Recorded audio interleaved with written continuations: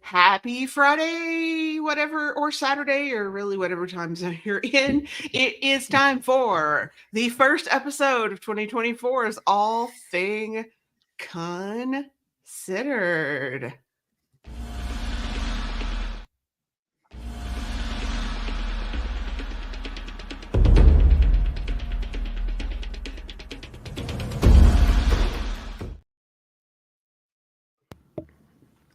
StreamYard had a little bit of a delay there with that, but excited to be back after the having a little bit of time off for the holidays. Happy to have with me some old faces and some new faces as we talk about spiritual discernment. As always, my name is Lauren Crow. I am president of the Troth, as well as one of the regular panelists here. Been heathen for way too long. I'm just all, if I say how long I've been heathen at this point, I start to feel elderly. And I'm not ready to be an elderly heathen as opposed to a heathen elder. I don't want to be either yet. But I am member of Black Bear Kindred of Central Arkansas, which we got snow today, which for you guys up north, not a big deal. For us, it was huge. We got like a dusting of snow, shut down the whole state. There's also ice though, so yeah, when your state's not built for it. No, it's really not. As well as the co-host of Heathen History.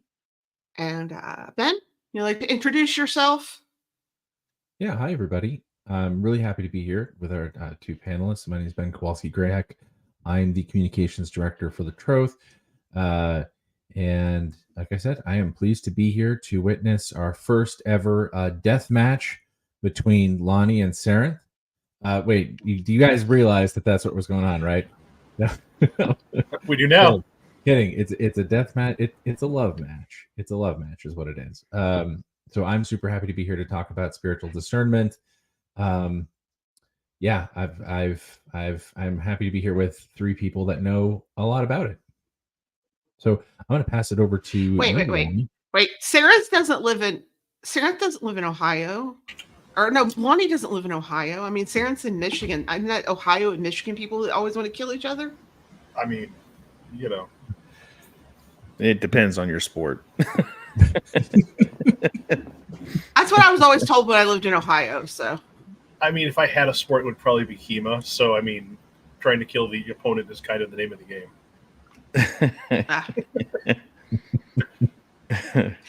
My sport is curling because all you need is a rock, a broom, and a dream. Fair.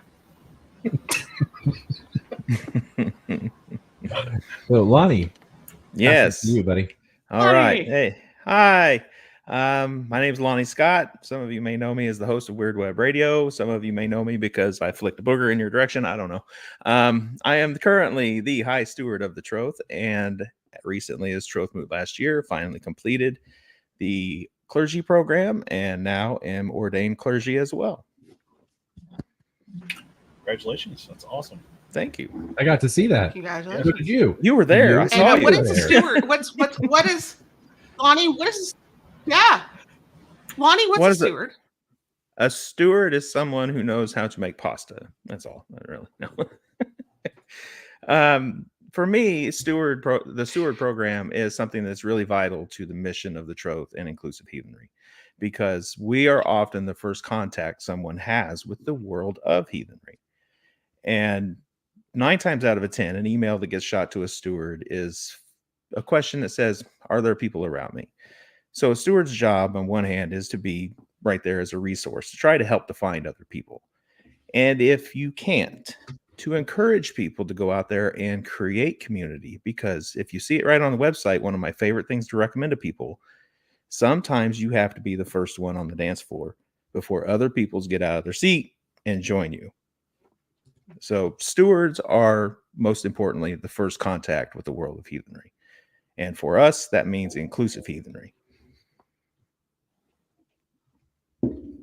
I want to jump on that for a sec, because one of the things that the steward program has enabled, and Lonnie has enabled in his leadership as High Steward, is he empowered me as a steward to go out and create a really wonderful Yule event for our community here in the Twin Cities, in partnership with the Unitarian Universalist Church in St. Paul. We were able to bring together, I think, 5 different kindreds, hearths, fellowships all together that hadn't seen each other in a really long time.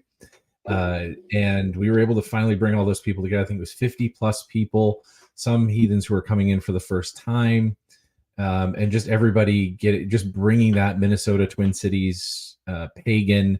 It was an interfaith event, so we actually had heathens there. We had people from the Celtic community there, people from the Wiccan community were there, people from the Christian community were there, and people from all over the St. Paul community were able to come. I think it was 50 plus people actually got to witness a bloat. Some people had never seen one before. This was their very first one. It was amazing. And this is the kind of stuff that the Stewards' work can enable. So it enables us to bring those communities together and really expose people to heathenry in a very positive and affirming way. So thank you, Lonnie, for enabling me. That's how I started out in the Troth. Yeah, that's how I started out as a steward. That was the first volunteer gig I had in the Troth, was the Arkansas steward taking over for Ben Wagoner to give him a break.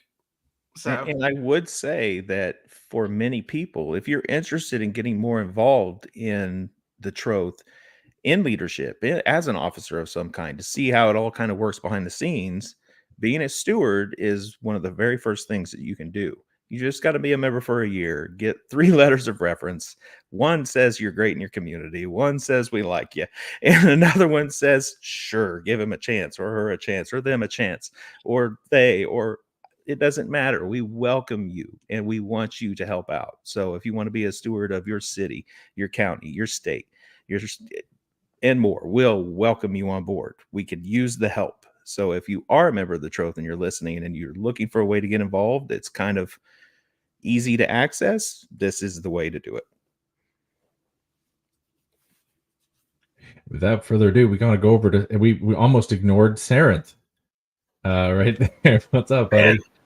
Hey, how's it going? Yeah. So I am a heathen spirit worker. I am the co-host of Around Grandfather Fire, which is a podcast oriented around the topics of spirituality, animism, polytheism, pop culture, and all the intersections where our lives meet spiritual matters, really. I'm also the co-host of 3 Pagans on Tap. We are a live video YouTube channel, which we cover a lot of the similar topics, but we cover them in different ways. We recently had a 3-hour storytelling bonanza, basically, for just after Yule. We had the 26th of December. We had a 3-hour storytelling gig where people got around and shared stories. For those who were part of the Troth and the Yule storytelling venture, I was in that, and the story that I told there was one that I told for that as well. Amazing. Awesome. And I also wanted to say, Sarenth, I listened to the Boulder of Kindness episode. I actually just finished that today. So that 2-hour episode where you did the handoff to the new co-host, it was amazing. If you guys want to give a listen to, actually, we have two hosts here from 2 really good podcasts, Weird Web Radio and Around, 3. We also have Heathen History, right. And but you already mentioned Heathen and Around Grandfather Fire, so I'm surrounded by people who have done very good work, as really informative and I would say spiritually nourishing podcasts. Thank you. Let's just not forget about that other thing I did, okay? I promise I will not forget about it. How could I? It's history. So no, I meant that one I did about 10 years ago, that YouTube thing I did. Let's just forget about that one. The internet never forgets, Lauren. I know, unfortunately. So, yeah, and it was interesting. There's actually something that also ties Lonnie and I together, and soon to be Sarence because I am introducing Lonnie, and I have a mutual friend named SJ who I'm introducing to Sarence soon. So Shout out to I'm really Suge. excited If you're about watching, that. we love you. I love hope you're having a great you. time. I'm really looking forward to that because And I will see you. music for years. I'm sorry. please go Yeah, ahead. I will see you very soon because I'll see you very soon. Aw. I love her. I went to high school with SJ Tucker. For those of you who don't know, I've known her for a very long time, and so I end up like hooking up friends with podcasts with her that want to interview her. So yeah, SJ Tucker. I went to high school with her. There is video out there that someone can probably blackmail me with of she and I doing a heavy metal version of Puff the Magic Dragon in high Now, school.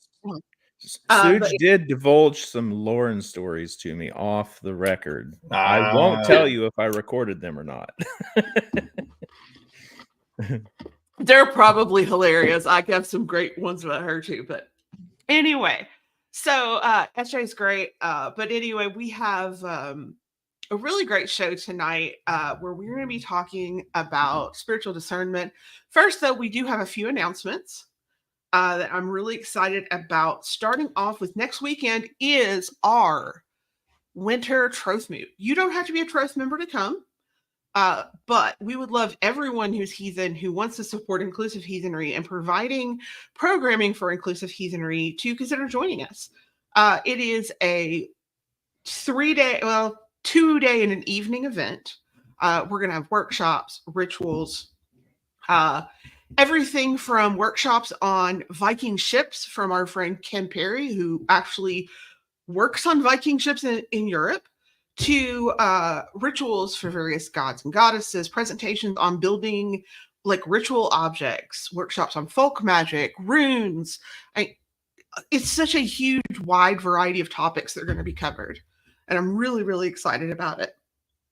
So that is $25 for the whole weekend. All of the money goes to help us offset costs to make face-to-face Troth Moot more affordable, because our costs have gone up significantly this year due to most of the group camps like we use going up in significant price due to forest fires on the West Coast in the past few years. So that will help also offer scholarships for people who to help allow them to attend Troth Moot for the first time. So if you want more details on that, you can go to our website, thetroth.org, as well as Frith Forge, which is coming up April 13th through the 17th in Costa Rica. I'm so excited. And that is an international gathering of heathens from literally around the world. It's going to be amazing. I'm so excited to have this time to meet with people from all over the world and to spend time in this really cool eco resort that faces a volcanic valley. And it's going to be amazing. So information on that as well as registration, all of that is on our website at thetroth.org. So please consider joining us at one of them. And as well, we do have our site. And just to give you guys a calendar warning, I guess is the best way to put this. And that's going to be for Troth Moot. Our Troth Moot will be in June. It's going to be the second weekend in June at Camp Norge in Northern California. And that's going to be the 13th through the 16th of June. So all that information, you want to find out more about that, please go to our website, thetroth.org, along with the largest free library of information on heathenry on the internet.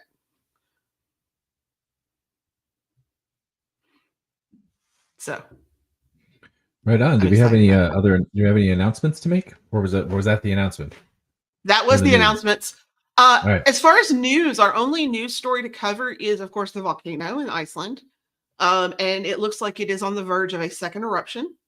Our Red Hammer team has been keeping an eye on this and has been in contact. So if there are needs that Red Hammer, which is our disaster resistance assistance wing of the Troth, can meet, we will let you guys know.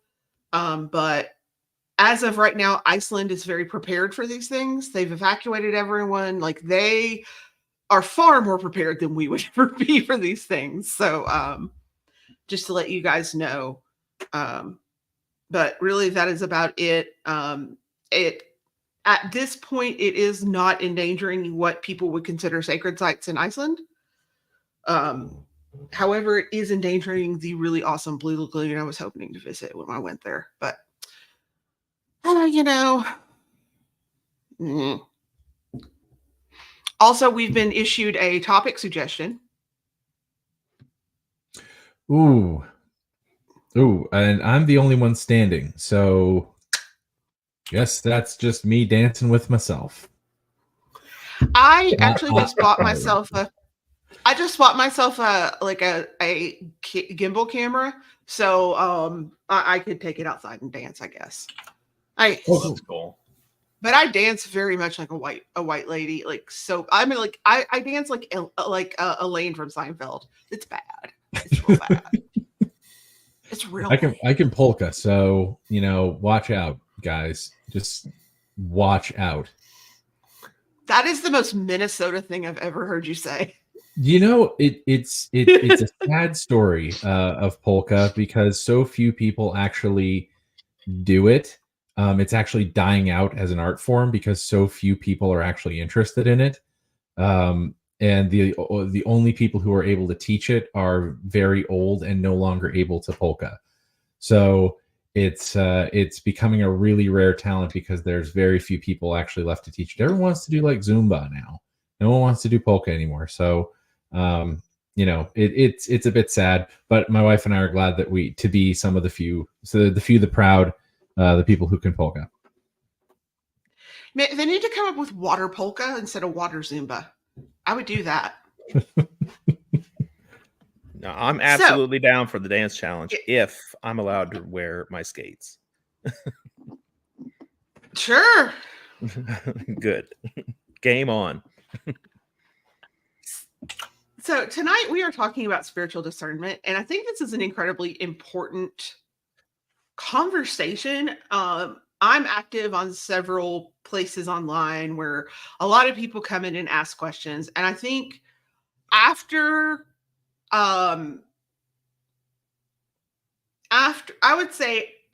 like some very super basic newbie questions, like what book should I read, stuff like that, the second most popular question that we get that I see is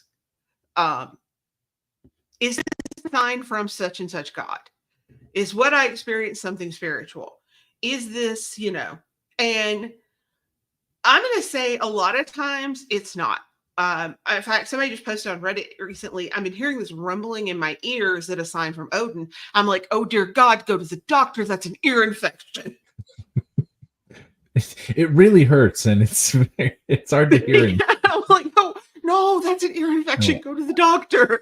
And I have a running joke as well about like Heathen Reddit and like the Audubon Society sounding very similar with the questions that you get. Like, hey, did I just see a raven? Hey, what kind of bird is this? Hey, what is this? What does it mean? What does it mean if I see two crows looking at each other? Like, this is, and it's, you can leave them alone. They're very much in love. Audubon Society or Heathen Reddit? Don't know. It's hard to. Hard to tell. In a way, it's kind of like being.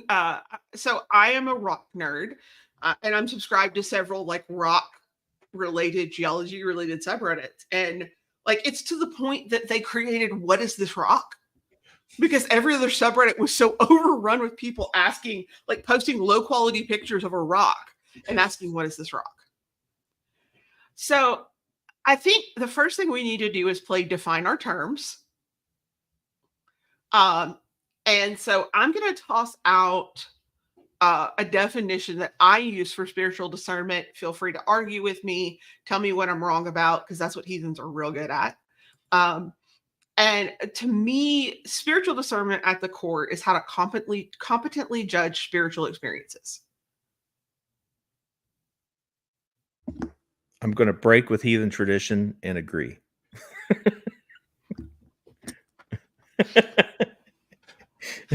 Holy, I mean, I would agree. I would agree with that with a slight modification. Like discern, it's not just necessarily being good at it.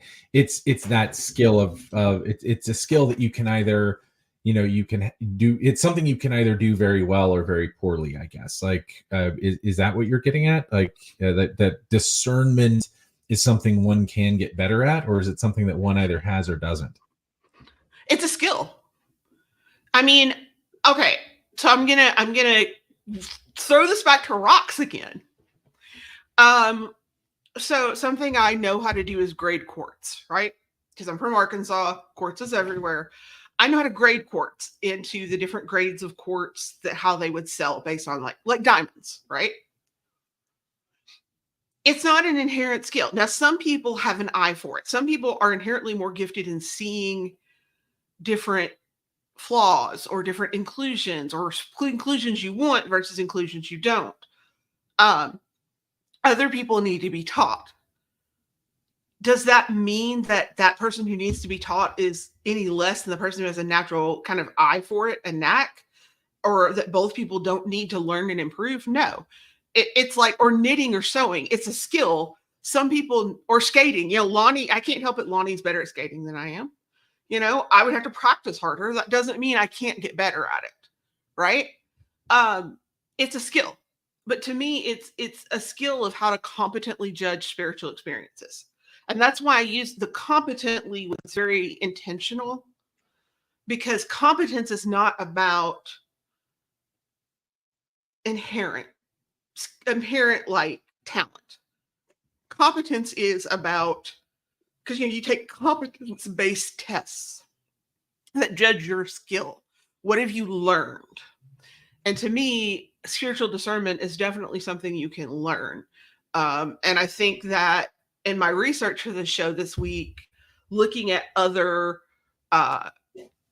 non-Christian thought leaders, liberal Christian thought leaders, Unitarian thought leaders on this, as well as pagan thought leaders, everyone seemed to agree, at least on that fact, that it was a skill.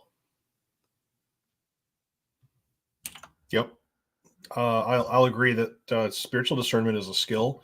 It's not something that everybody off the rip possesses, and it's not something that everybody develops over the course of their lifetime. If you don't have any interaction in esoteric heathenry, you might not have much of a reason to develop it, because if you're not expecting to have those experiences, you're not going to want to develop it. It'd be like me trying to get ready for a strongman competition and never entering.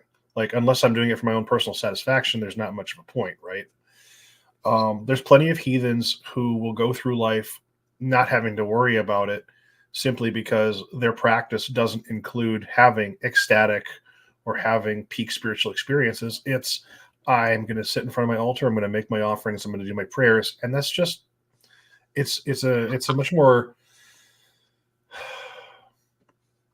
I guess, laid back or casual way of being a heathen that for folks who are more head over tea kettle in the esoteric pool sometimes miss. Because I disagree with you. I disagree.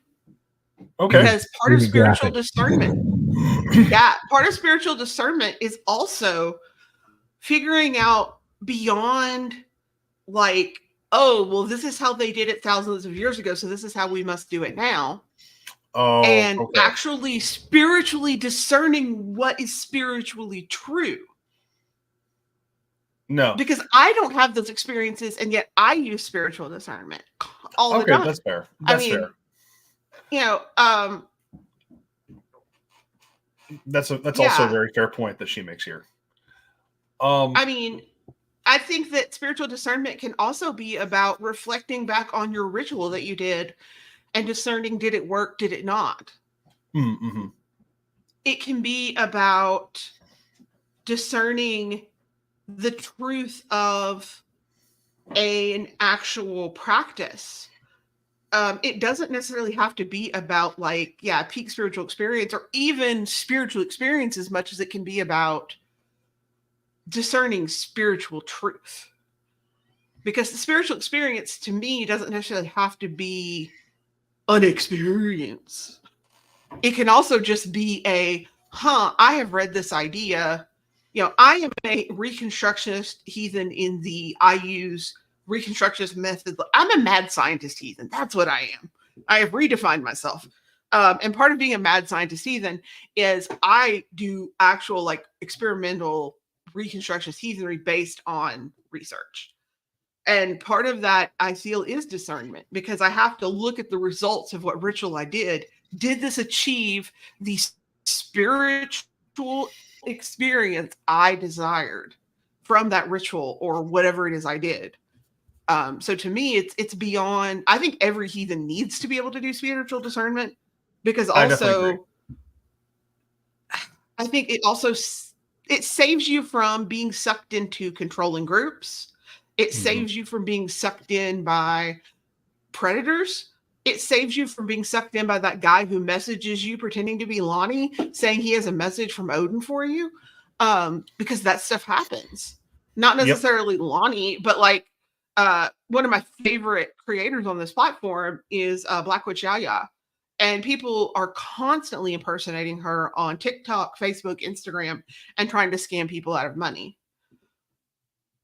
So I think that it's incredibly important to everyone. It's not just, and I'm a brick. I don't have those peak spiritual experiences. I'm a dirt witch, but yet I still feel it's incredibly important.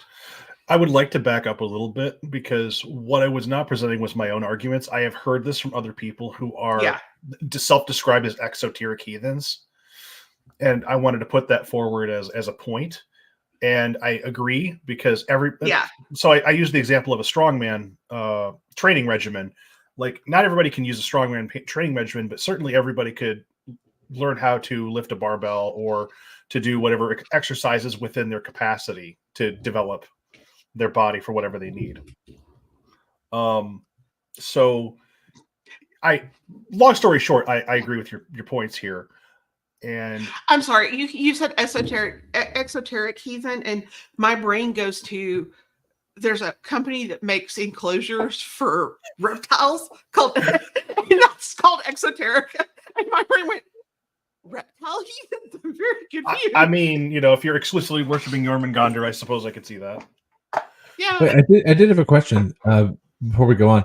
What is esoteric heathenry versus exoteric heathenry? Do you want me to tackle question that? for the panel? Okay. So the way that I understand exoteric versus esoteric, exoteric is that which is without, that which is readily observable, that which is anybody can pick this up and work with it. Esoteric heathenry tends to be the personal experiences you might have during a ritual. It might be, hey, I did divination. And esoteric and exoteric are applicable to everybody or accessible to everybody. It's just a question of, am I doing something that is accessible to a group, or am I doing something that's accessible to a subgroup, or just to me? I think that esoteric tends to be much more personal or mystically inclined, but that's not necessarily always the case, because like Lauren said, she's a dirt witch. I definitely look at witchcraft as an esoteric practice, even though there's exoteric elements to it in a lot of them.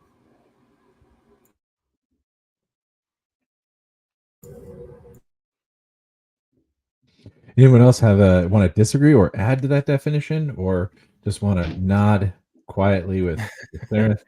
That is not a distinction I would that make framing. personally. The esoteric, exoteric.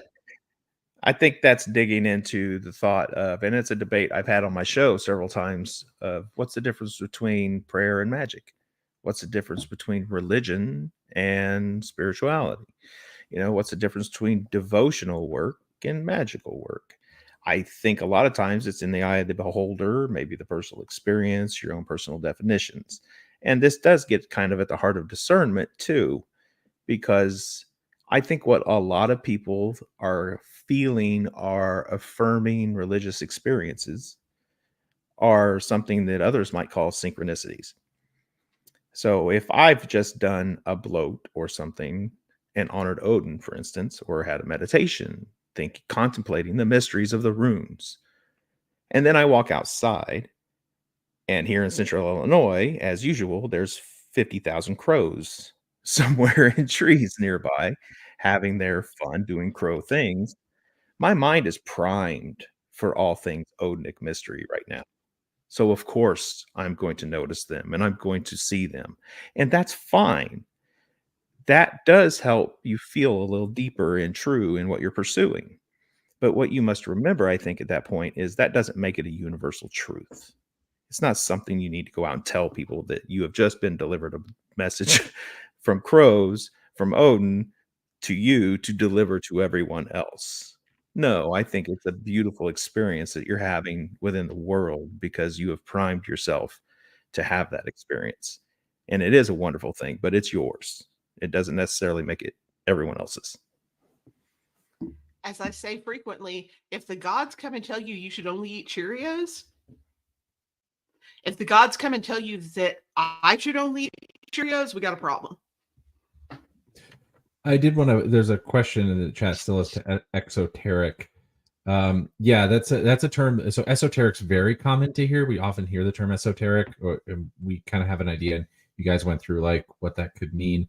I'll give my definition just really brief. Exoteric, anything that exoteric is the stuff that you is your bedtime prayers, your what your grandma said before dinner. The day-to-day lived experience of religion, going to the feast, going to the bloat, the things that we see, taste, touch, hear, smell, and it's just on that level. For esoteric, and the way it contrasts with esoterica, because an esoteric person can do all of those things, but there's a level beyond it that where there's almost a progression of that there's a truth beyond it that you through practice can see the truth behind something, or that bloat becomes more than bloat, that prayer becomes more than prayer, that these exoteric everyday experiences become more than through practice. That's actually one of the reasons why I think of like magic versus prayer.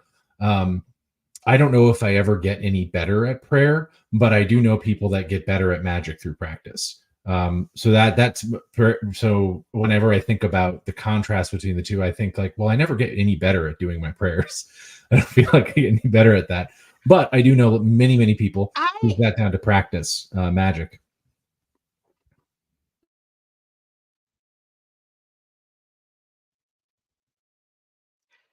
I'm going to be completely honest with you.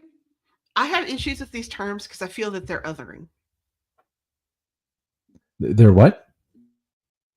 And I realize this is partially my own experiences. Othering. But especially as a woman, and I as a woman, first of all, granted, I know Lonnie and Sarah to some degree, and Ben, I don't know, Ben quite came up in the same time, but especially if you look at heathenry, how it was practiced, say, 20 years ago. There was definitely a lot of shit put on esoteric practitioners, right? At the same time now, there seems to almost be a reversal on that, where if you're not having breakfast with Odin and tea with Loki and playing pickleball with Heimdall, you're not a real heathen. So, as I've shared this before, I had someone contact me and tell me I should not be leading the Troth because of because I'm not a big high woo spiritual talk to the gods person. And so to me, I feel like sometimes making that divide about being, oh, I'm an exoteric or an esoteric or whatever heathen is very othering and problematic, because it just creates divides where I feel like there doesn't need to be one. And I agree with you there. I think it's really it's more or less people doing the same stuff. It's what's going on in our heads that's different. It's how we think about it that ends up being different. Someone who might be more esoterically inclined might be doing the same thing that I'm doing, physically praying, doing this, whatever it is that we're doing. But I look at it being more of an attitudinal or how would I put it? It's more of a mental approach type thing for me. I don't think it means that, well, you do this and I do this. We could be doing the exact same things. It's just that one person's thinking about it one way and the other one's thinking about it another. Like I said, it's just been my experience that it is used as a way to separate people. And I am not a fan of that because, quite frankly, when I became heathen, there were less than 1,000 of us in the US. And it's hard to, I still have that thought sometimes. Like I said, I definitely think that it's a good way to discuss from a theological point of view, talking about it in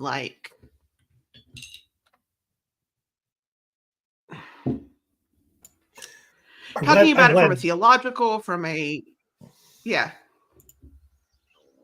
I'm glad Bat brought You this get what I'm point saying? up because Talking about it from a theological, yeah. Sorry, please go ahead. Talking about it from theological point of view, or talking about it from a, can't think of the word I want here. Hypothetical is the closest I can come up with, but it's not quite what I'm trying to say. Talking about it more in the abstract, right? Talking about heathenry as opposed to heathens is fine. But when you start defining people as an esoteric heathen or an exoteric heathen, that's where I think things get a little shifty. Yeah, I mean, I agree. To the general public, it's absolutely esoteric. But within heathenry, it's a whole nother kettle of fish. Mm-hmm.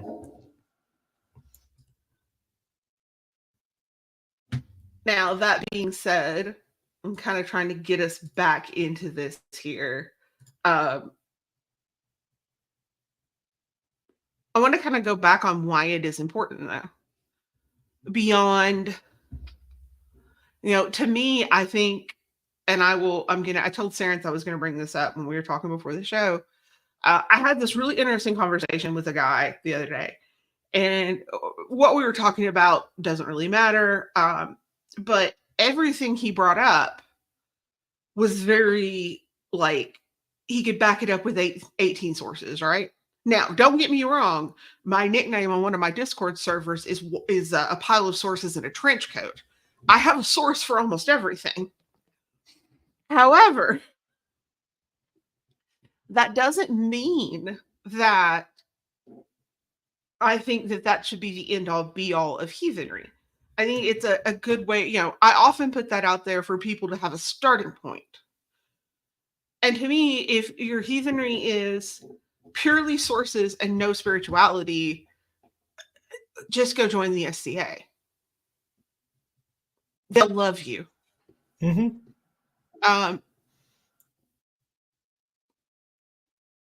So to me, a big part of, I think, why discernment is important is because you need to be able to look at what is presented to you and examine it, not just from a factual basis, but also from a spiritual basis. Because here's the thing, there have been things that have been brought to me that factually were probably true, but did not feel spiritually true. Could you give an example? I'm trying to think of one.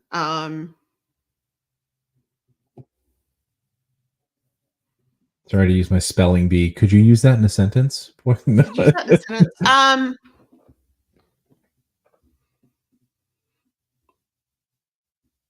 Okay, here is an example that I think is pretty decent. Trying to think. I'm sorry, you put me on the spot here. Y'all continue to talk about why it's important. I'll come back to this because my brain just went. So why is spiritual discernment important to have? Yeah. Okay, cool. So to the panel.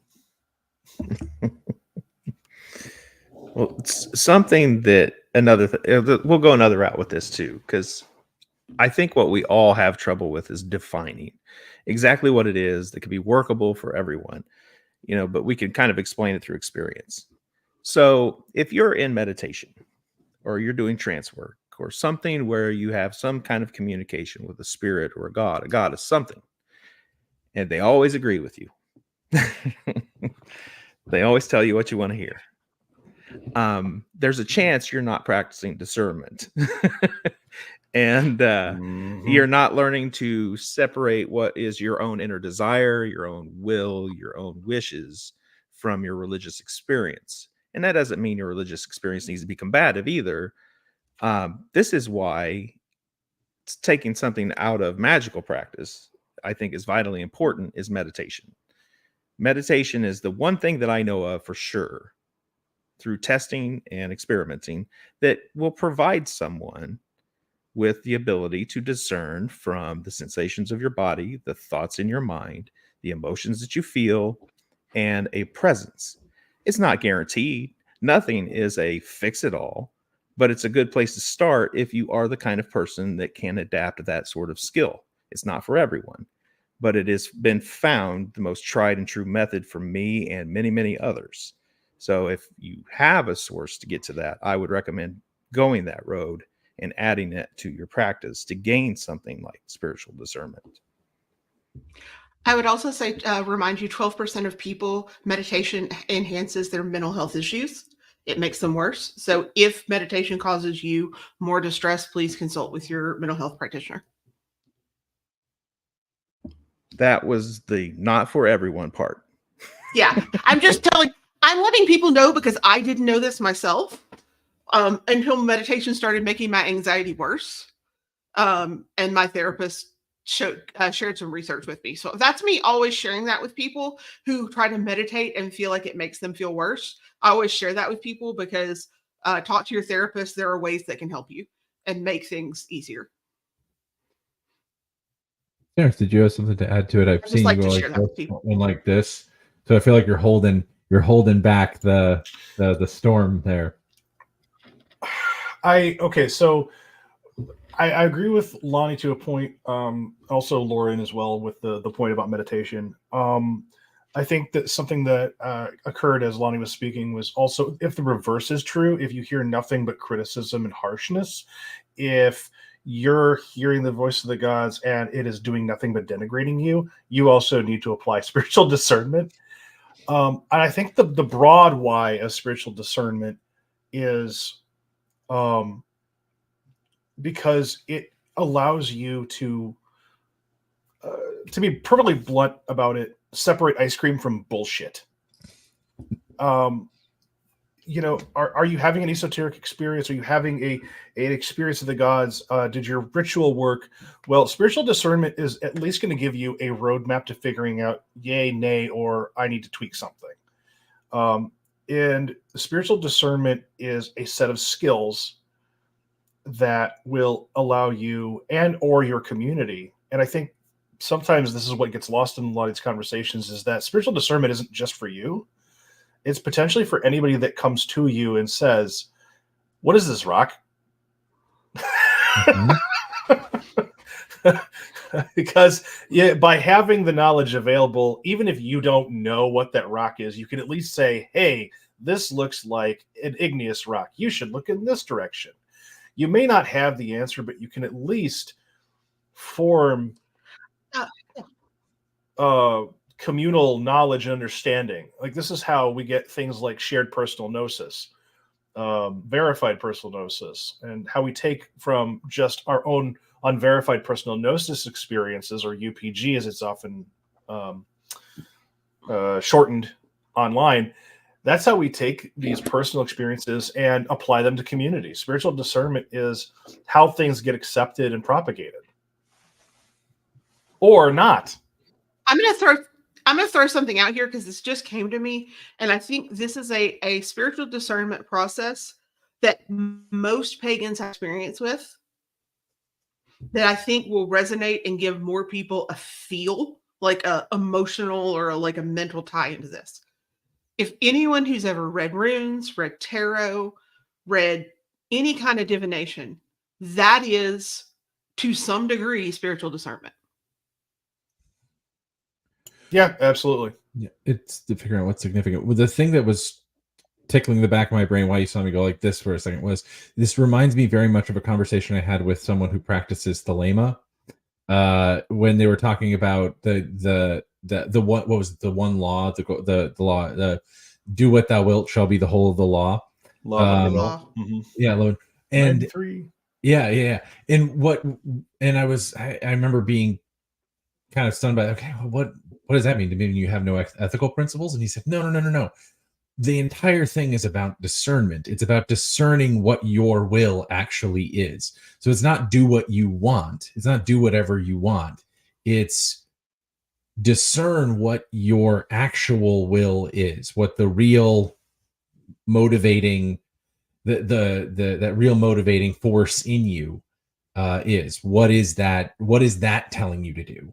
And to grow a relationship with that will, and to have that be the law, and the assumption being that this will is good or something like that, but not merely doing what you want, but engaging in this spiritual esoteric practice to discern what your will actually is. I thought that was like a neat thing. I'm not Thelema by any means, but I just thought it was neat. Can I make a confession? I confuse Thelema number things with ham radio numbers. So I can never remember if it's 73 or 93, or because like 73 is greetings in ham radio. And so I always get all those confused. I have to agree. I think I'm going to roll over here for a little minute. John Beckett writes a lot about this on his various columns. He's got a lot of writing on Llewellyn as well as on Patheos on this.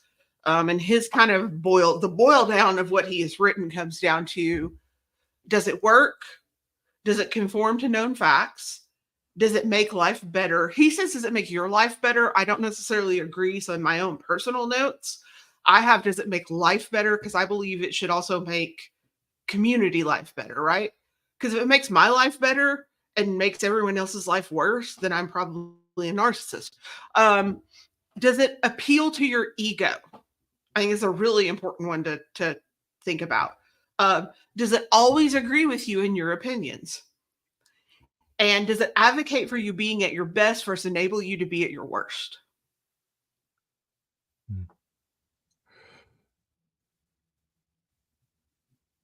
May I just ask a question? So maybe you guys already have a definition of this, but I want to put this to my panel here. What does work mean to you guys? Like when you say, did it work? How do you guys evaluate whether or not something worked? Lauren, you were talking before about a prayer and experience you had, and you said, well, did it work? And my question is to you guys, what does it mean to work? So I'm going to, in Beckett in particular, I want to go to specifically what Beckett is talking about in his writing is, does it work in the like literal sense? Is what you're trying to do working with your life, working with your practice, working with your faith? Does this fit into what you're trying to do? Okay. And like, now I'm talking about like what Beckett is in his writings. For me, it's really dependent on what I'm doing, right? So like for a ritual, if I'm going back and trying to figure out, did this ritual work? I'm reflecting back on, how did it go? How did it flow? Did everyone walk away from this ritual more spiritually charged and engaged and fulfilled than they did when they walked in? How do I feel? Do I feel more spiritually charged, engaged, blah, blah, blah, blah, blah, blah, blah.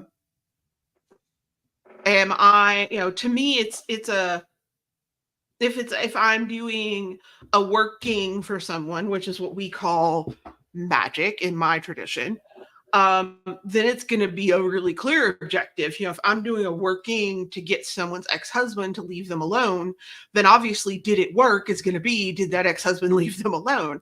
If I'm doing a healing, then obviously, did it work is going to be a very clear, did that person get better?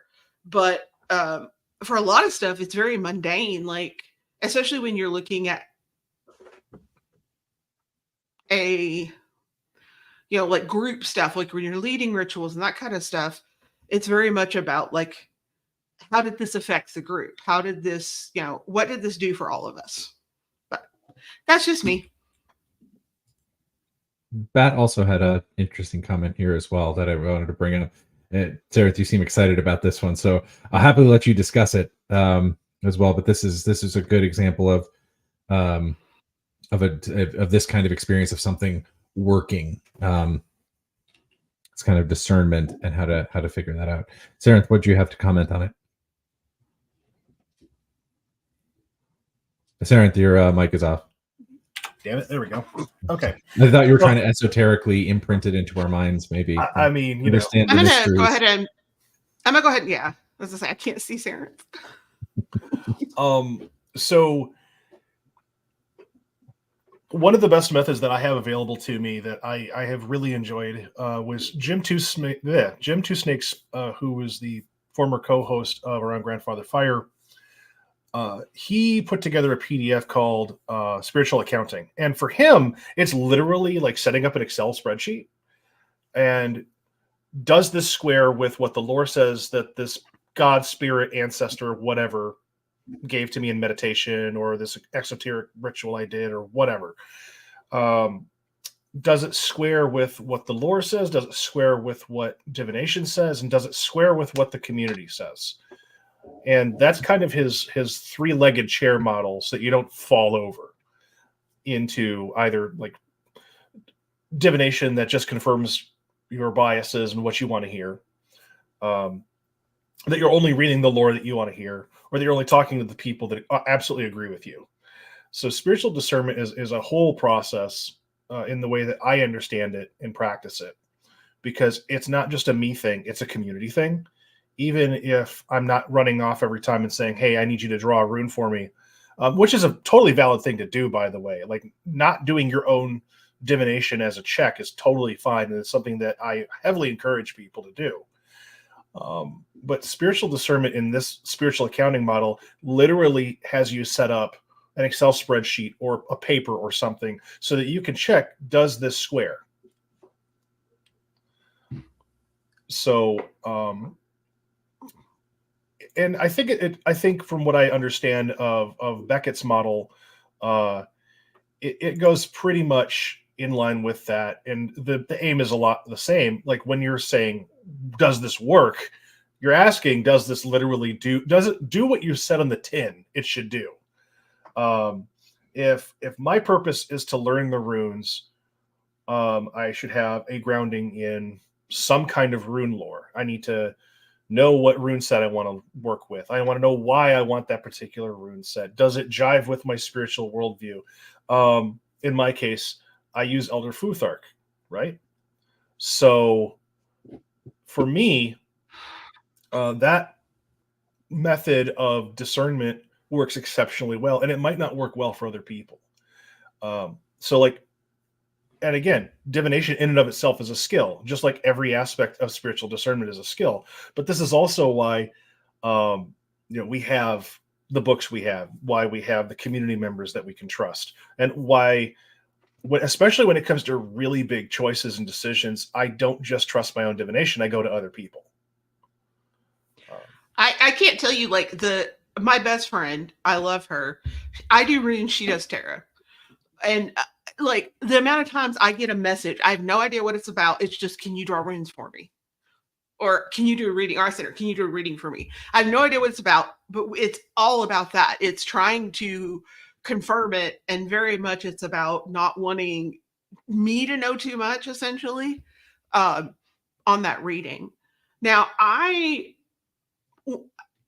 kind of came up with one of the first spiritual discernment methods in heathenry, I'm going to say. Was that and that was is that the famous mice method? It is. Mm-hmm. And this was specifically aimed at people. Now, this is specifically aimed at people who are very new to paganism, and are specifically asking about things being signs from specific gods, goddesses, beings. So the very brief thing is it meaningful, interpretable, congruent with what we know about the being in question, and extraordinary? So meaningful, meaning, does this have actual meaning? In order for something to be considered like communications from the gods, it needs to convey some sort of information. Is it interpretable? Because to me, I don't believe that the gods send us signs that we can't interpret or interpret with help. So this sign has to be something that you can at least start to understand on your own.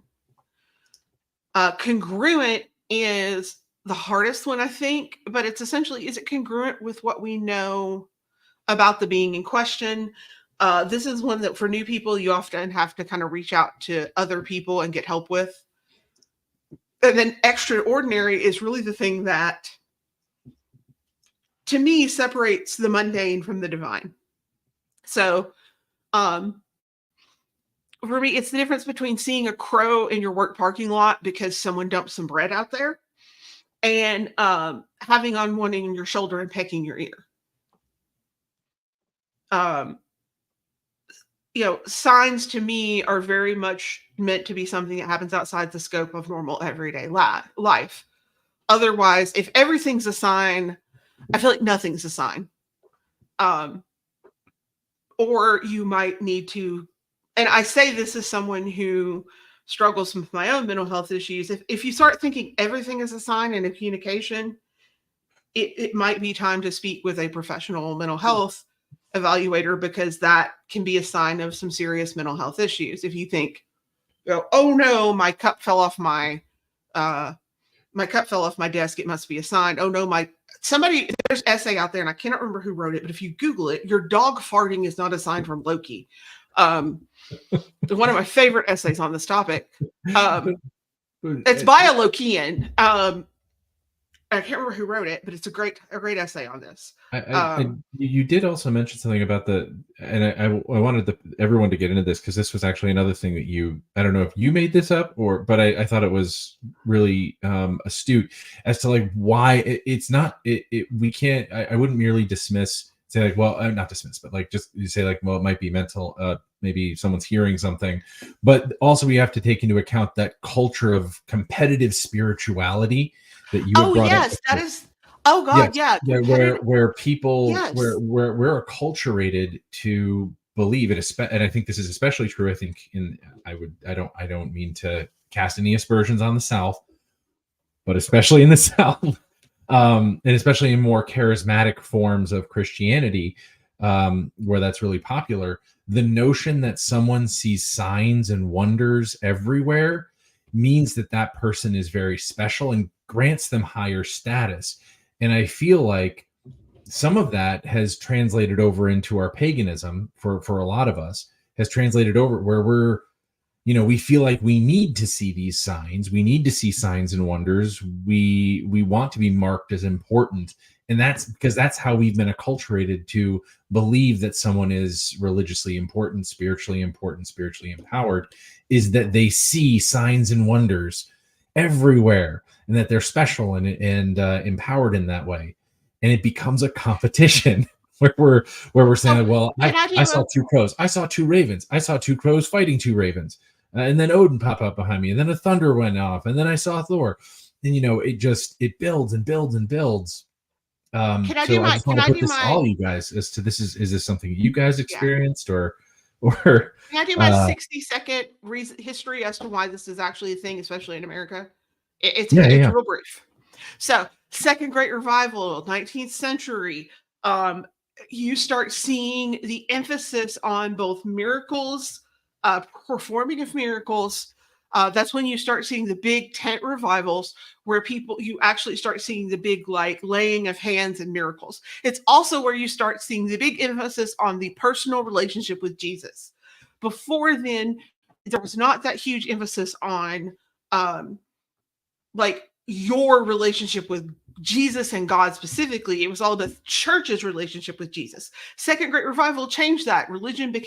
Because our religion also became our culture became individualistic. So now we move forward into the modern era. We start moving into an era where everyone is everywhere, and we have, an unlimited audience now with the internet. And essentially, the Mississippi Scroll revival turns into a dang freaking prophecy. Alrighty. Sorry. I grew up somewhere where a woman legitimately was absolutely positive her husband went to heaven because her window cracked in the shape of a cross. so much that multiple news stations covered this. And people came from all over the state of Arkansas on a pilgrimage to see it.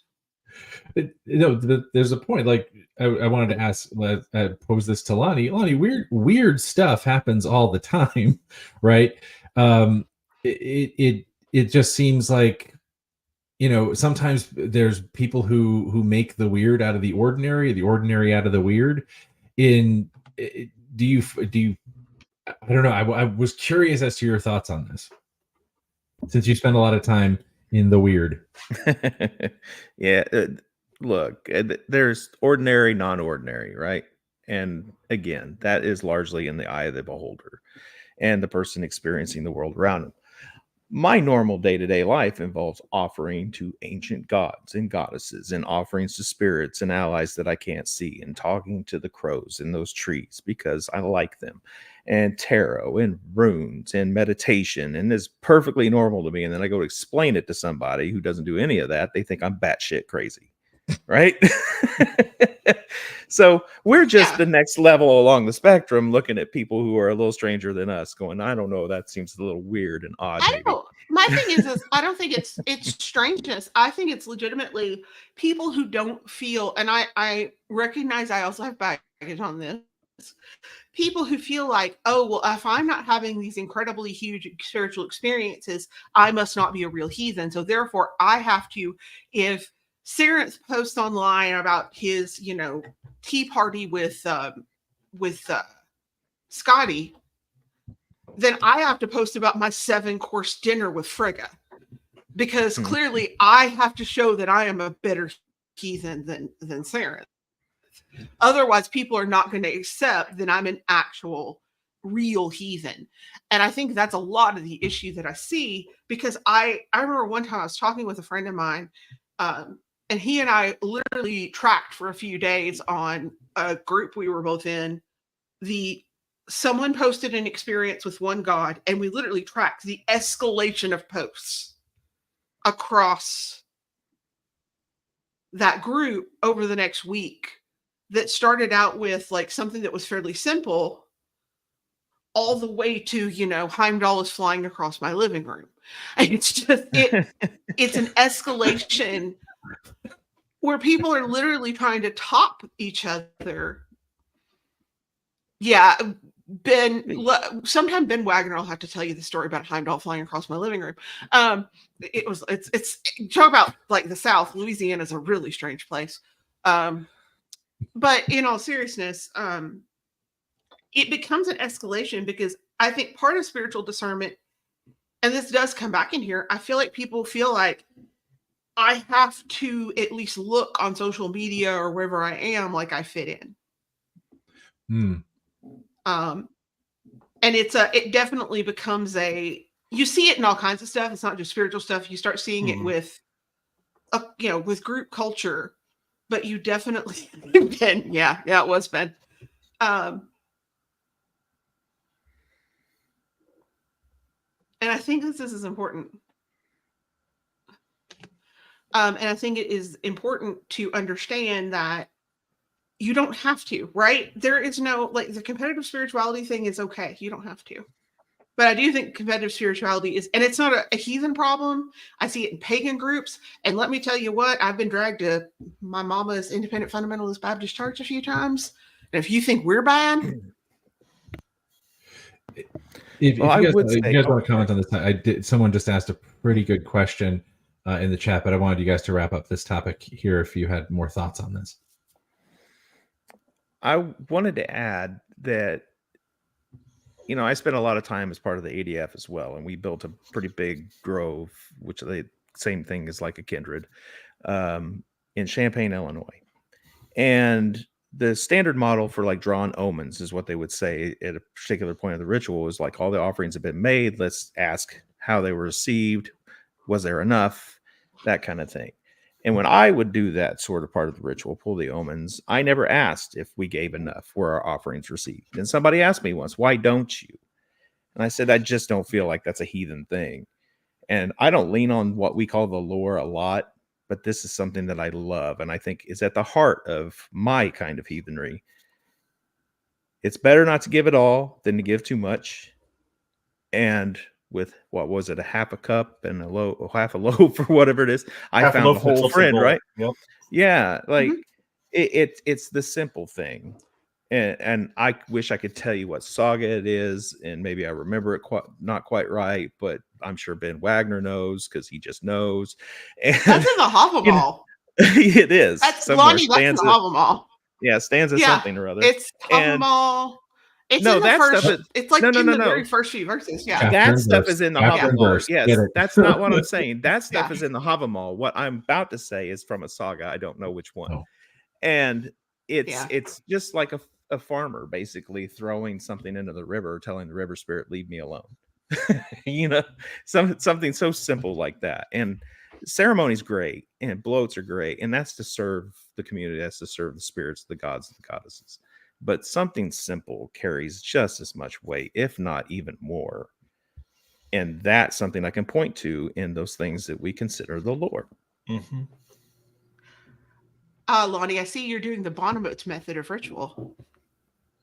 That draw for the omen to see if our sacrifice has been accepted is Isaac Bonnemotes ritual 101. That's That absolutely is. That is core order of ritual as the ADF teaches it. That's in an ADF ritual, you will find that in every single one. And it's not just Isaac Bonnemotes who created that. That's a whole team of those guys that did it.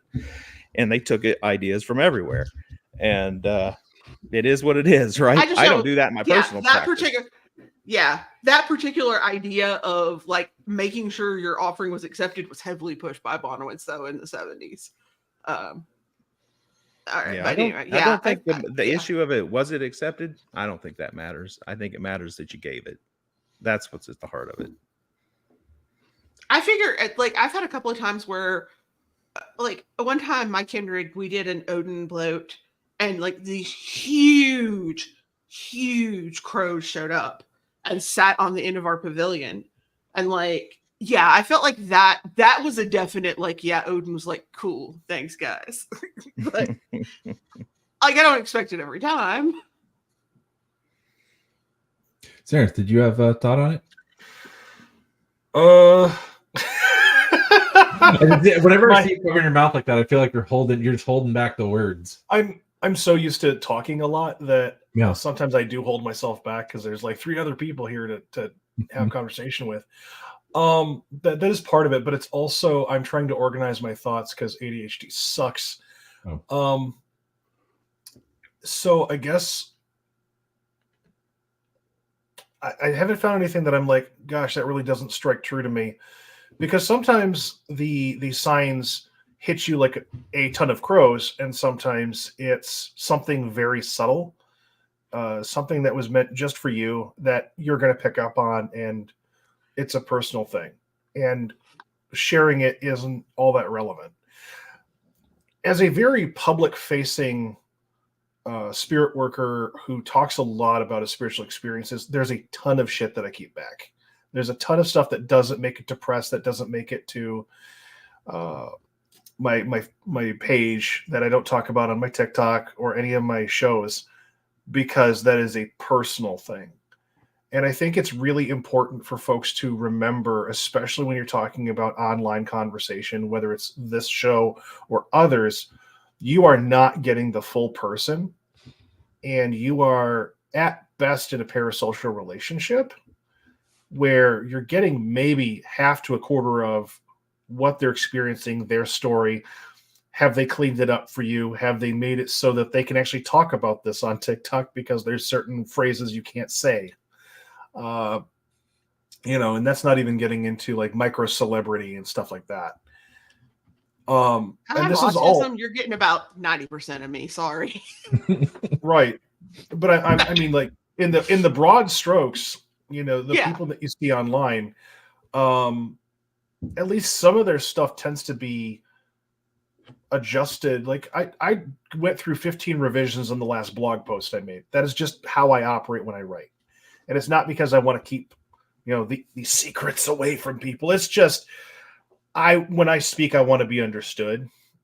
And sometimes that leads me to quoting dictionary definitions, and then here's what I think of this, and here's how I relate to this, and nesting identity and ideas and things like that as we go along.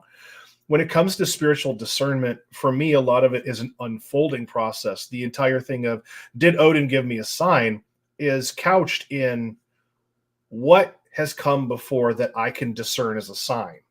What has come before that my community has helped me discern as a sign? What have I not let myself see as a sign that was a sign? And what have I bullshit myself into thinking was a sign wasn't a sign? You know, what am I interpreting? How am I interpreting it? And this is like, again, why I fully agree that this is a skill you develop over time. And that's true whether you're going and doing Udaseta or you're just doing ritual every day. For what it's worth, I don't do much of the did the gods accept this offering either, except for in extreme cases where it's like I'm doing a working for somebody and I need to make sure that this particular formula or protocol was followed. There's an entire side discussion we could have with that, but that's not relevant Yeah, here. that's a whole other thing. You and I this sounds like a show you and I could do, though. Yes.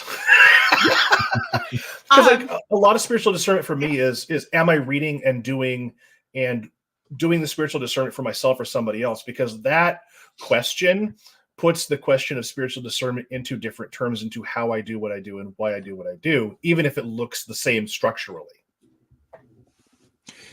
I want to throw something out here, shameless plug for just a minute, but something that's really helped with my spiritual discernment and something I've seen other people's spiritual discernment really grow from has been our devotional groups in the Troth. Because here you have a group of people who all share this kind of affinity or devotion to a specific god or goddess or being. And we're able to come to other people who share this affinity and ask, have you had a similar experience? And really have these conversations. Sometimes other people can do divination for you. Like it really has become a great support network, as well as rituals and other things. But it really has become this really great way to support one another and really kind of learn from each other, discerning when it comes to especially specific gods and goddesses and other beings. And I do think that that's really has been helpful. And I think it's a good way to grow is having community around you, whether it's online or in person, that you can kind of use as a sounding board for that kind of thing. Yeah, I agree that those groups have been extremely helpful in that regard. But I've also noticed in those kinds of groups, those kind of special practice groups, that the sounding board of was this a sign, did I get a sign, actually is less. I see it becomes less common, and I wonder than in groups where people are mostly anonymous or something like that.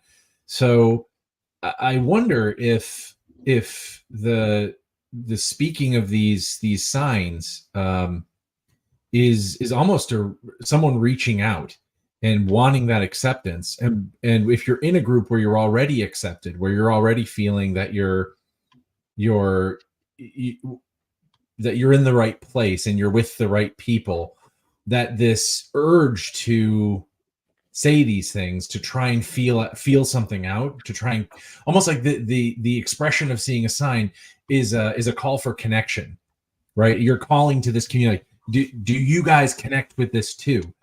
And if I already realize that I connect, then the sign spouting becomes less because I already realize that I am where I'm supposed to be.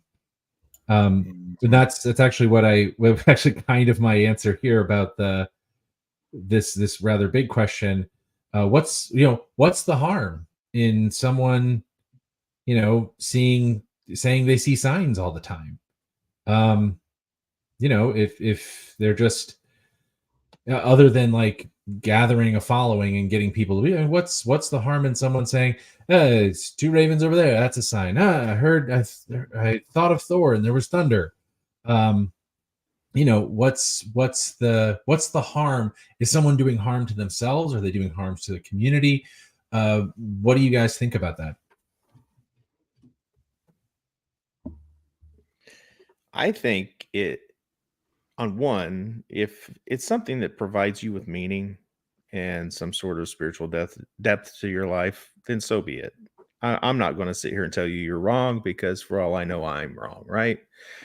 But if you go out there and you start teaching other people, I may contend with some of your claims in the politest way possible that maybe you're making that up.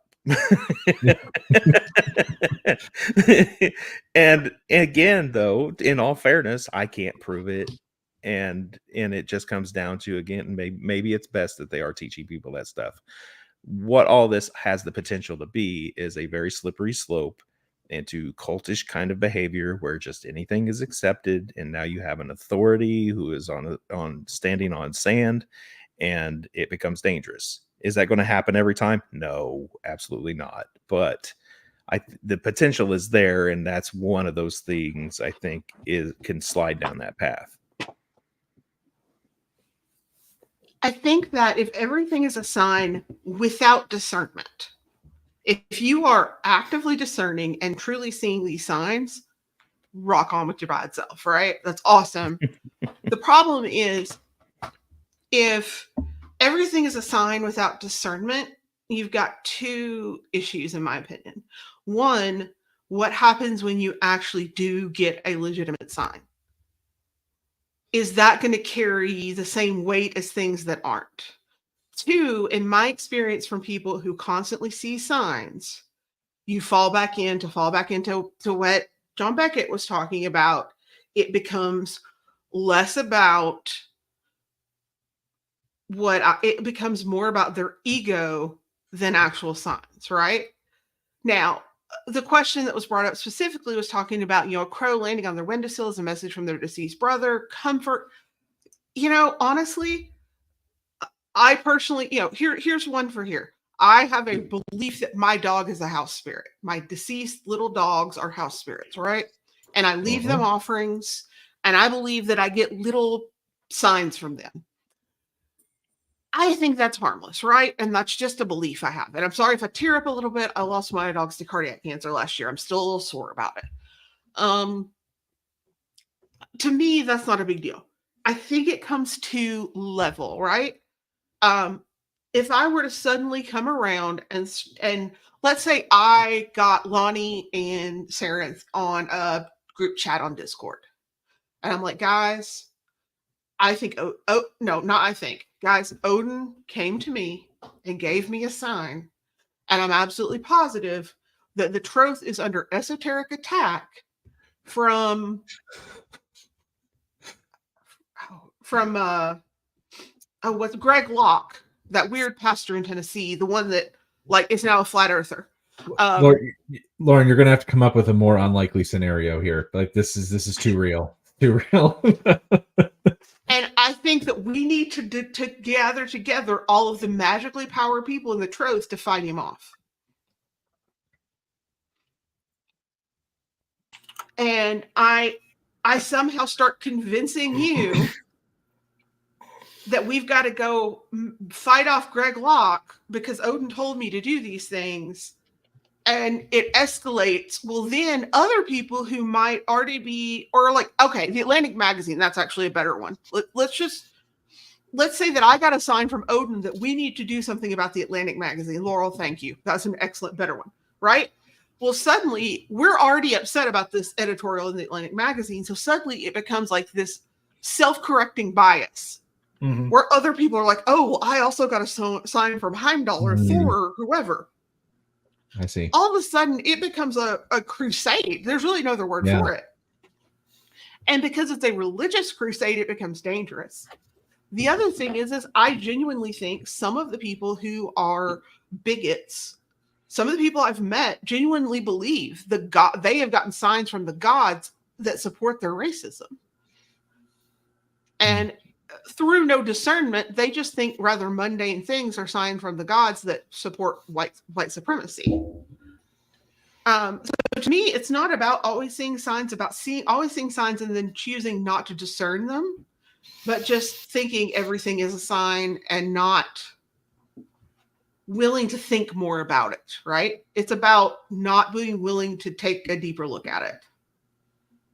Right. I think too, you both raised some really good points here. I think that there's also a question of hospitality. And let me explain a little bit what I mean. If the only stories that are relevant or acceptable are the ones that you have uncovered or experienced, then you cannot extend hospitality to others' experiences. Mm-hmm.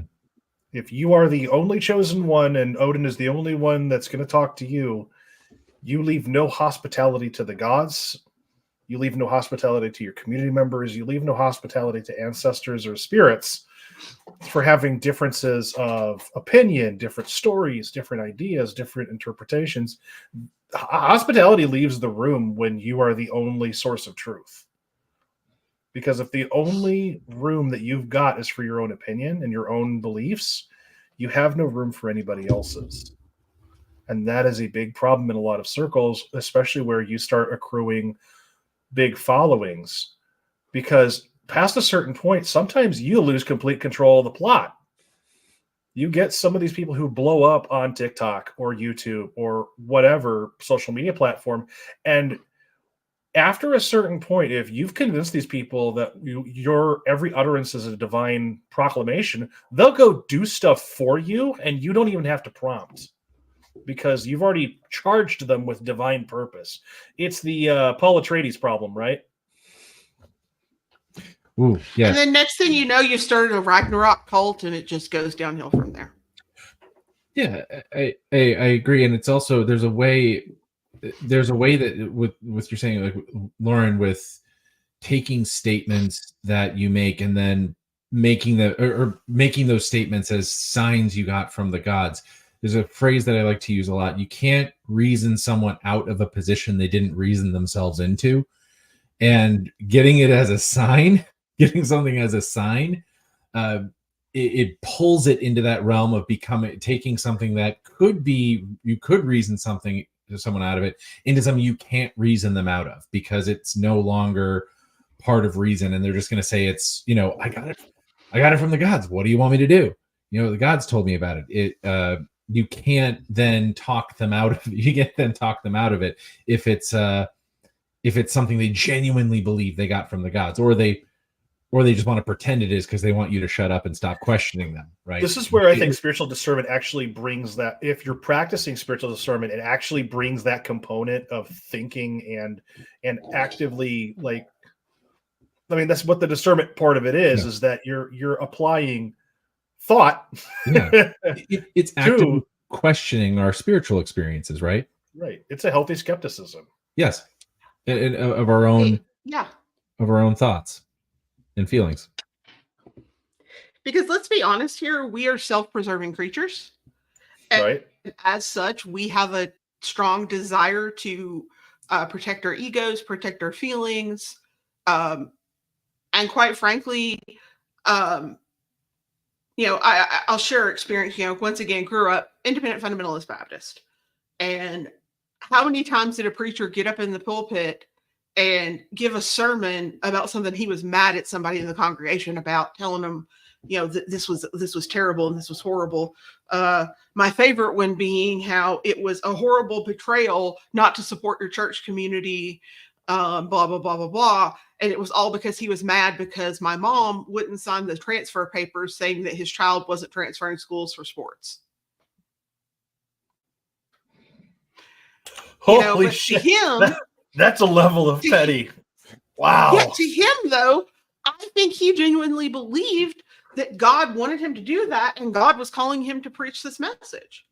Right. It's because we're in our own heads and egos. And that's why I always say, yes, it's uncomfortable, but question me.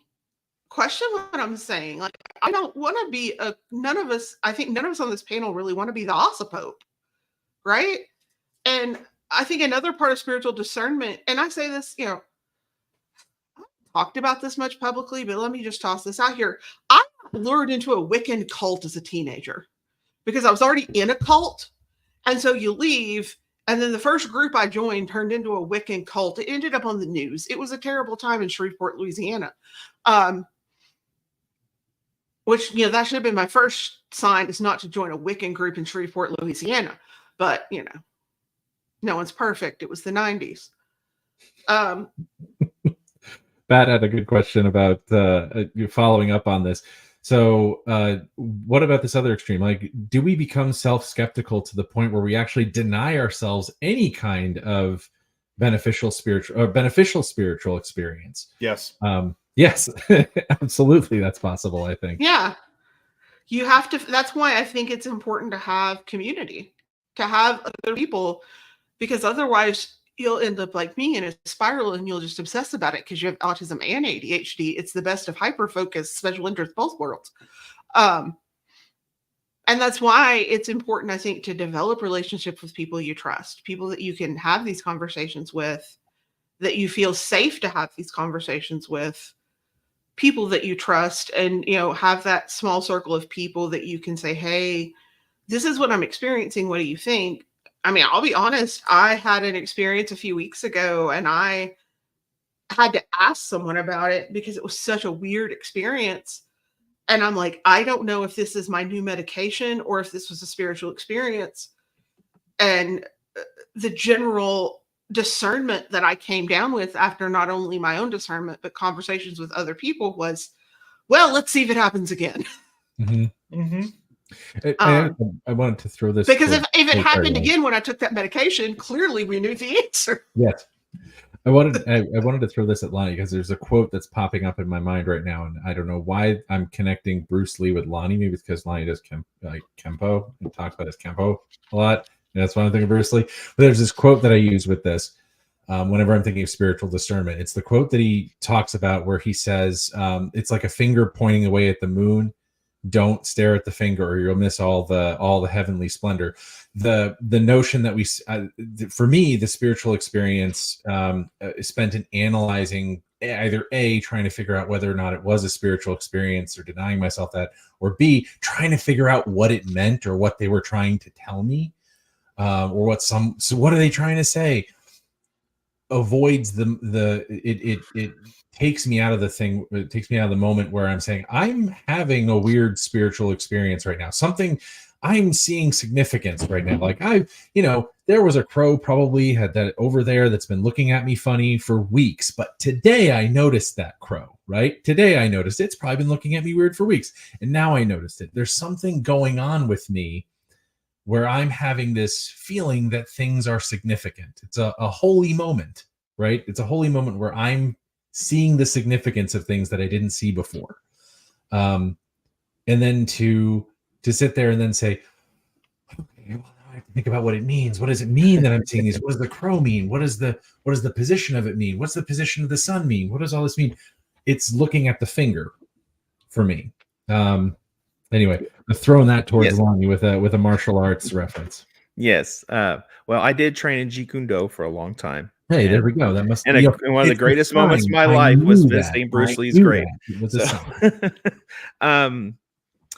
Yes, I mean that is a great quote, and you can apply it to anyone's spiritual experience, right? And I really want to address what Bat said because I think it's super important.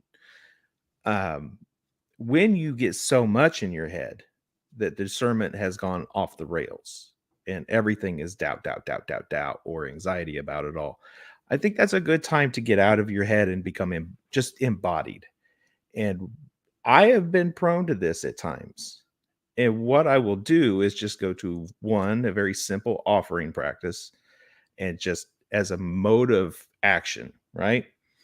And the second thing I like to do to sort of embody the practice to get out of my head is something that I take from our story world.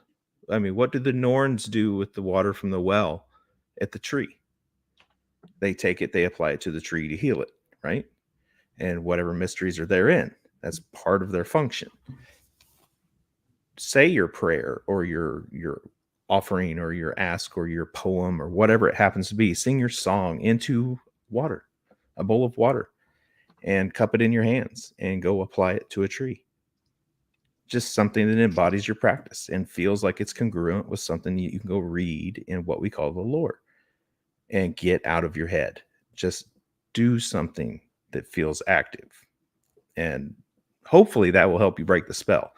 I mean, I'm not going to sit here and pretend I can solve all of that with just a couple simple things, but I think it is one of those things where you drill it down to the simpler steps without having the higher thoughts, and just enjoy the process for the process instead of trying to overthink it. So I have a different approach. And it's a twofold approach. One's called the Council of Ducks. And if any of you are programmers, you'll know what this is. The Council of Ducks is the idea of, and anyone who's ever been a programmer, it's being able to explain your code to a rubber duck. And if you can explain it to a rubber duck, you understand your code. So sometimes when you need to talk through something, I summon the Council of Ducks. It doesn't have to be a duck. It can be a stuffed animal. It can be to me, this is my spiritual council of ducks. It is my statuary. So sometimes I have to go to the Council of Ducks to explain it in kind of a mundane way. But the other way is something my therapist has me do about something else, and I've started applying it to this kind of thing. And that is, let yourself exist in the moment and tell yourself that you're going to give yourself 30 minutes at a future time to freak out, worry, whatever it is you need to do to process this, right? But in this moment, you're going to stay in this moment and give yourself permission that, you know, if it's Ben is going to work and he sees these ravens or these crows. All right, I'm going to give myself permission tonight after my daughter goes to bed to process this. And I'm just going to exist in this moment right now. Wait. Did my wife give me permission? Important question. Yes. Okay, good. And so to me, it's about giving yourself permission to exist in the moment, and then knowing that you have set aside time in a future time with a limit. Set a timer. Otherwise, it defeats the purpose. That you can sit and ruminate and have your little like deep dive into, is this actually a sign? And then once that 30 minutes is up, you're done. Shut your timer off. Now, if you're a normal person that doesn't have the neurospiciness that I do, might not necessarily be as needed.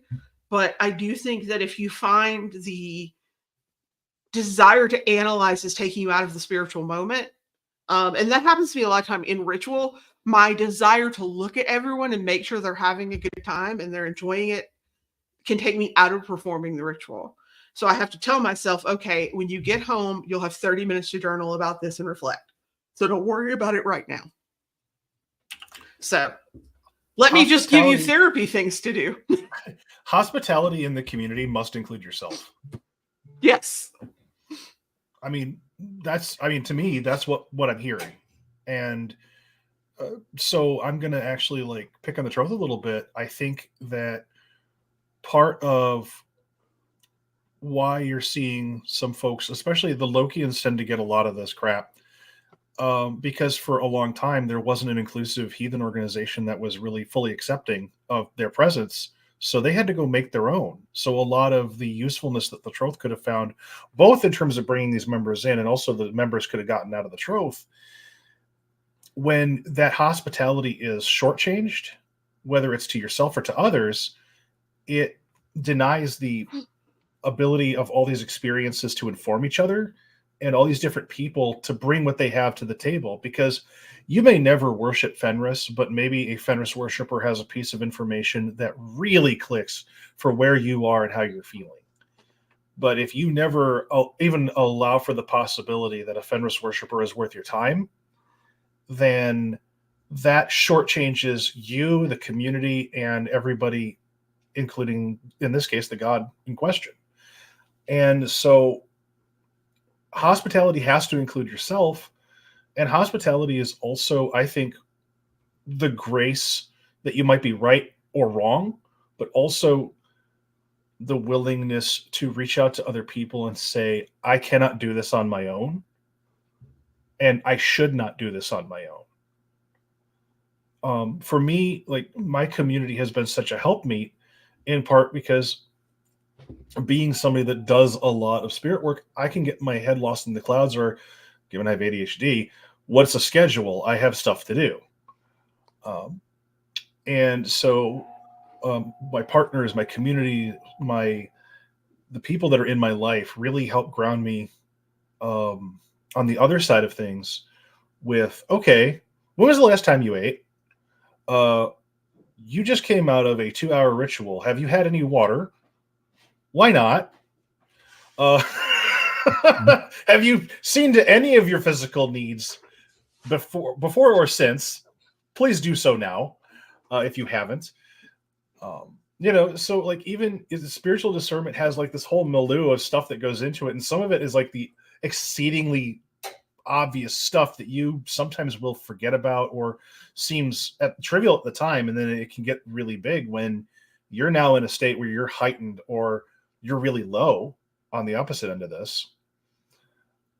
And are you hearing the gods in your head denigrate you because they're really disappointed in you, or are you just friggin' hungry? And I'm saying that in a joking manner, but that's a good pun. HALT. There's an acronym called HALT, and that's called hungry, angry, lonely, tired.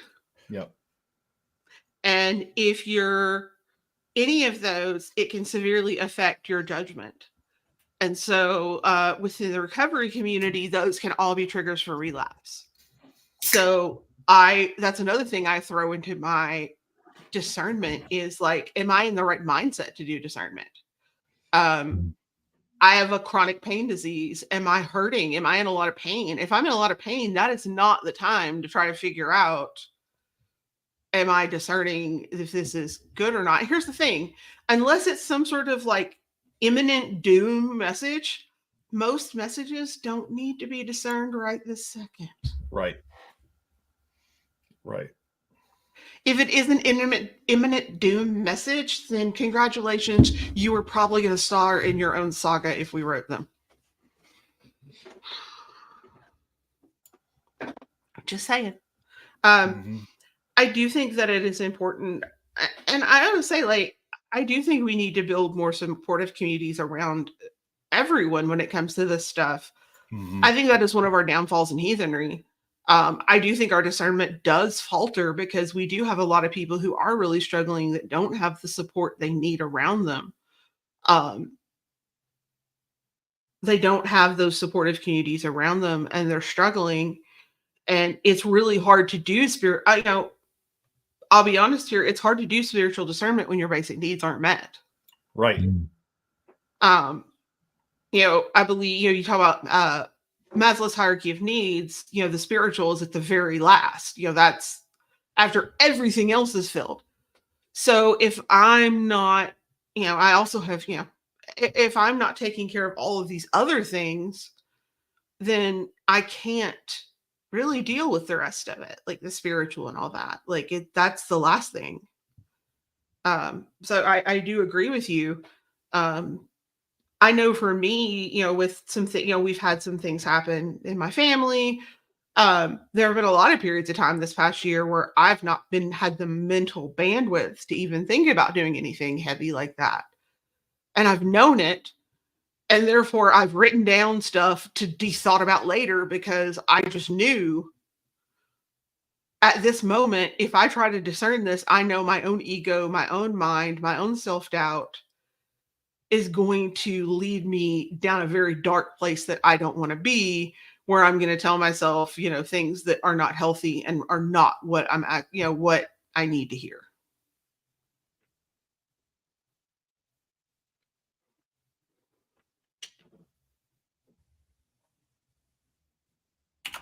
Yeah. And I think as people that are in community, that for me, that mutual support it goes both ways, because the support that you provide to me today enables me tomorrow. It's Gabo, right? It's gift for a gift. Mhm. It's that reciprocity. And it's not just something we hold with the gods, it's something we hold in common with each other. And so, if I can help, even if I'm doing something really simple, like reminding you, hey, did you eat in the last 4 hours? That is a support. That is a form of me showing you hospitality and community. That is a form of lived reciprocity, because I'm taking time out to make sure that you're okay. Yeah. And by enabling you to do better spiritual discernment, you enable me to do better spiritual discernment, and we can better our communities, sometimes just through lived examples. We don't have to do anything special for spiritual discernment to improve in our communities. It doesn't have to be like a weekend intensive. There's nothing wrong with that either. God knows sometimes I could have used them too. Why is no one doing these, and why? And I don't want to plan it. That's all I'm saying. Well, that's funny you mentioned that. That's part of why I'm involved with the Esoteric program now. That's another story we'll talk about later. But I'm still like, for number question one, why is no one planning these like intensive like heathen retreats, like spiritual retreats? And two, can someone who's not me do it? Because I plan. Right. I'm so excited about Fruit Forge because I'm not planning it. Oh, that's awesome. But yeah, I just think that the spiritual discernment question is one that is either involved in the macro, in my view, in really positive or really negative feedback loops. And I think that by practicing good spiritual discernment, you can actually help break some of the negative cycles that we see in the communities that we are part of or that we're adjacent to. When you become, and this is one of the things that I love that Loki has taught me over the years, when you become the unquiet thought, why is this happening? Why are we doing this? And that discernment gets answered in a healthy way, that starts the positive, virtuous feedback loops that enable communities to get healthy if they're not healthy, or to stay healthy if they are. And I think that for me, that's where the question is, why are we doing spiritual discernment? Why is it such a big deal?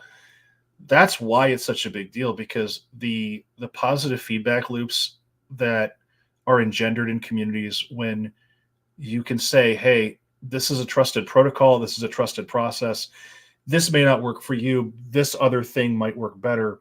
At least when you give people a range of options and a range of understandings, they can at least decide for themselves, hey, this seems like the way to go. And maybe they'll find something in their journey or their experience that comes back to the community in a way that they never anticipated and you never did either. I will say a mundane tool, if you're going to work with community, especially discernment, I highly suggest for everyone. And if you are a Troth member, I'm currently working on trying to get this available as a training for free for all Troth members. I'm working on getting a corporate sponsor for it right now. And that is mental health first aid.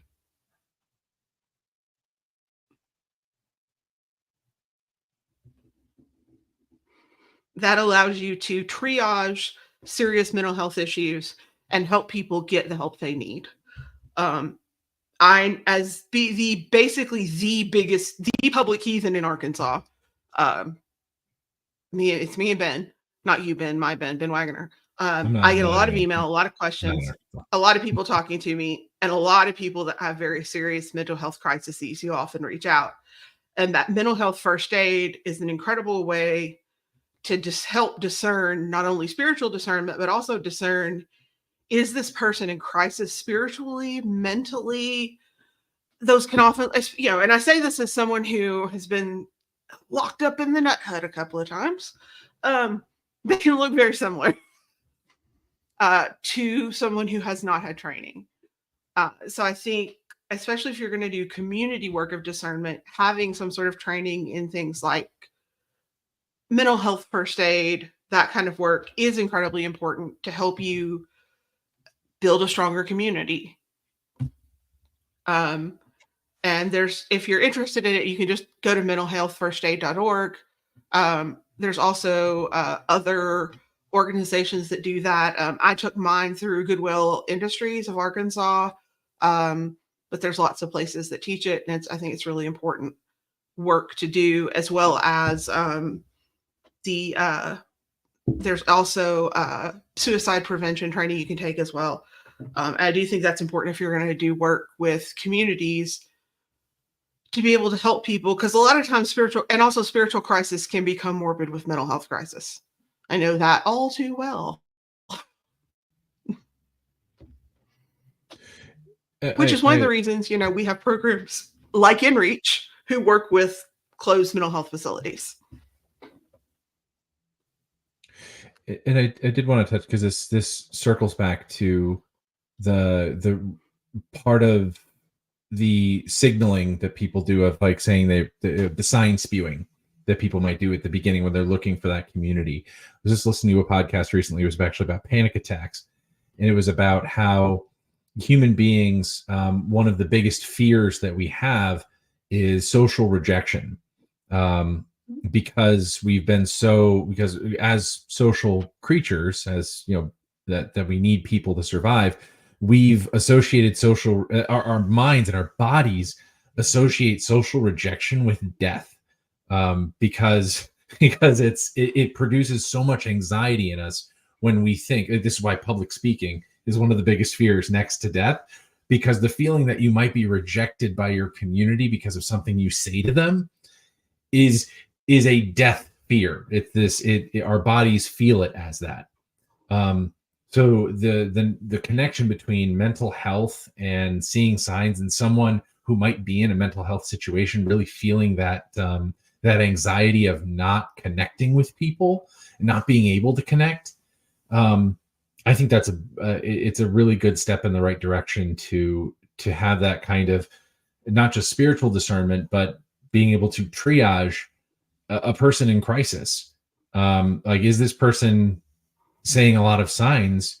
Are they actually in a mental crisis where they are trying to connect with people and just not making it there, and feeling that anxiety, and thus trying to do it more and more and more? I think that's a really good thing to do, to both have that spiritual discernment, but also at the same time that mental health triage as well. Well, I mean, the philosophy of our recovery program, Heathens in Recovery, is that mental health recovery, addiction recovery, is a three-legged stool. It's spiritual, mental, and physical. And so they all affect each other. So to me, it makes sense. In discernment, you also have to look at all three as well. And so I think understanding that is very important, especially when you're working with yourself and with others. And sometimes that can be as simple as not understanding, you could have a sensation in your body that you always associate with anxiety.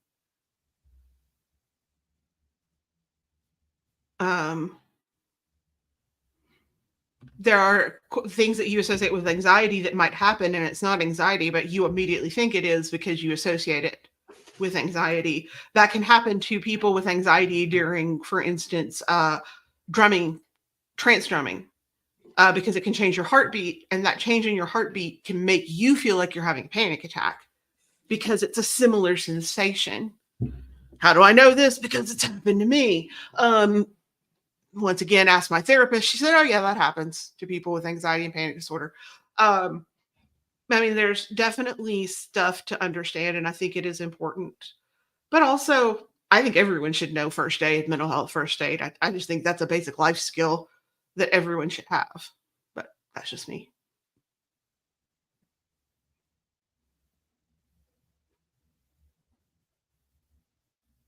Do we have final thoughts on spiritual discernment this evening? Or have we tapped the very last bit of your well of knowledge? Good panel. Have we truly plumbed the depths here? I doubt it, but I think that's because so much of this is lived community experience, right? Yeah. I could talk at length about my experiences with spiritual discernment and only tap the surface because it's a lived communal experience. It's not just Saren's experience. So it's something that is ongoing, developing. It's inter and intra community. It's, something you have to have space for, and something that